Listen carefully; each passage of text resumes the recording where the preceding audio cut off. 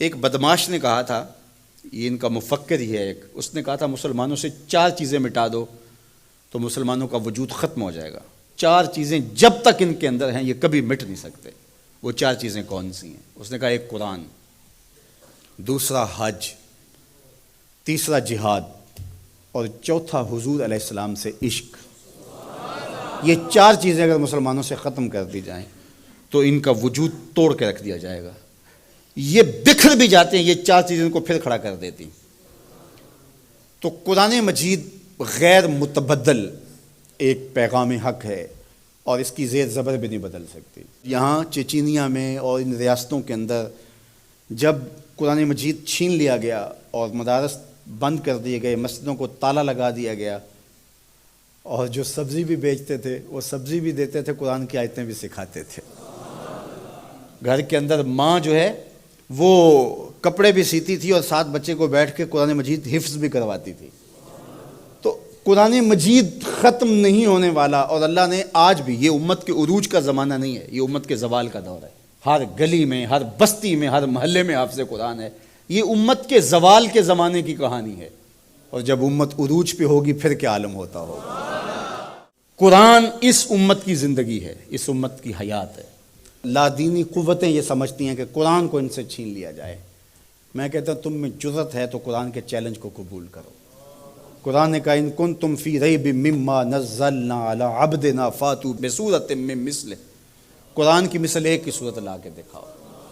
کھربوں dollar تم نے خرچ کیے نا، تم نے جگہ جگہ غدار خریدے ہوئے ہیں اور ان غداروں کو تم کروڑوں پیسے دیتے ہو، تو تم اتنے پیسے کیوں لگاتے ہو؟ پیدائشی عیسائی اور یہودی عرب ہیں، عربیوں نسل ہیں مختلف بلاد عرب میں، ان کو جمع کرو، اور وہ بڑے بڑے شاعر اور ادیب بھی ہیں، ان کو بلاؤ جا کے، ان کو کہو کہ یہ 3 آیتوں کی ایک صورت لکھنی ہے، ہم تمہیں اتنے کروڑ ڈالر دیں گے۔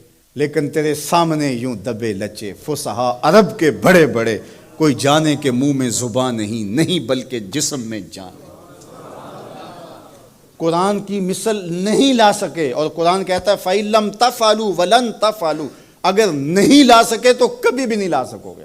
یہ قرآن کا چیلنج ہے، اور یہ کسی بند کمرے میں نہیں دیا، یہ کھلی کتاب میں چیلنج آج بھی موجود ہے۔ جو وکیل بحث نہ کر سکے وہ گالیاں دینا شروع کر دیتا ہے۔ پرے پنچایت میں آپ نے بھی دیکھا ہوگا کہ جو جھوٹا پڑ رہا ہو وہ آگے سے گالیاں دینا شروع کر، لڑائی شروع کر دیتا ہے۔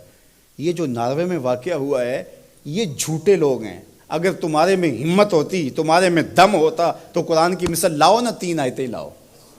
لیکن یہ آگ لگانے کا مطلب کیا ہے؟ آگ لگانے کا مطلب کہ تم اپنی شکست تسلیم کر رہے ہو کہ ہم اس کتاب کا مقابلہ نہیں کر سکتے، اس لیے گندگی اور غلاظت پہ اتر آئے ہو اور قرآن مجید کے نسخے کو آگ لگانا جانتے ہو۔ اور میاں تم کسی نسخے کو تو آگ لگا لو گے، لیکن جو روحوں پہ لکھا ہوا ہے اس کو آگ کیسے لگاؤ گے؟ اور علماء نے کہا ہے کہ جب قرآن مجید کو کوئی آگ لگائے یا اس کو پھینک دے تو وہ لفظ پھینکتا ہے، نور اڑ جاتا ہے اس کا۔ قرآن اللہ کی کتاب ہے، اللہ اس کی حفاظت کرتا ہے۔ تو یہ بات ذہن میں رکھیے، یہ شکست خوردہ ذہن کی علامت ہے کہ یہ جو کچھ کیا گیا ہے، یہ بالکل نکھٹو قسم کے، یہ ہارے ہوئے شکست خوردہ لوگوں کا مزاج ہے کہ وہ کتاب کو آگ لگا رہے ہیں۔ میاں یہ کیا بات ہوئی؟ دنیا کی کسی بھی تہذیب میں ایسا ہوا ہے؟ کوئی بھی دانشور ایسا کرتا ہے؟ تمہارے میں دم ہے، جرأت ہے تو اس کتاب کا مقابلہ کر کے دکھاؤ، اور تم نہیں کر سکتے اور کبھی بھی نہیں کر سکتے۔ اور یہ قرآن کا چیلنج 14 صدیوں سے موجود ہے۔ بڑے بڑے اہل سخن اس زمانے میں تھے جن کے سخن کا طوطی بولتا تھا، اور جو قادر الکلام شاعر اور ادیب اور فلسفی جو ہے وہ فصحا کہلاتے تھے، لیکن قرآن کا مثل وہ بھی نہیں لا سکے۔ تم کس کھیت کی مولی ہو؟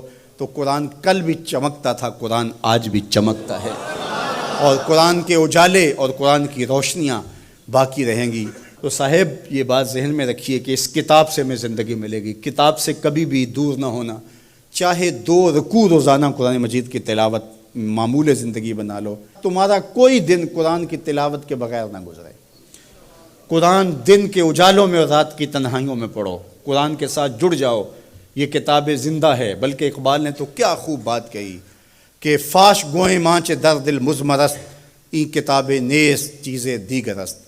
اقبال کہتا ہے میں کھل کے نہ کہہ دوں جو میرے سینے میں چھپا ہے، یہ کتاب نہیں، یہ کوئی اور ہی شے ہے۔ یہ اللہ کی وہ لٹکتی ہوئی رسی ہے جس کا ایک سرا تمہارے ہاتھ میں ہے، دوسرا سرا اللہ کے دست قدرت میں ہے۔ اس کتاب سے جڑ جاؤ۔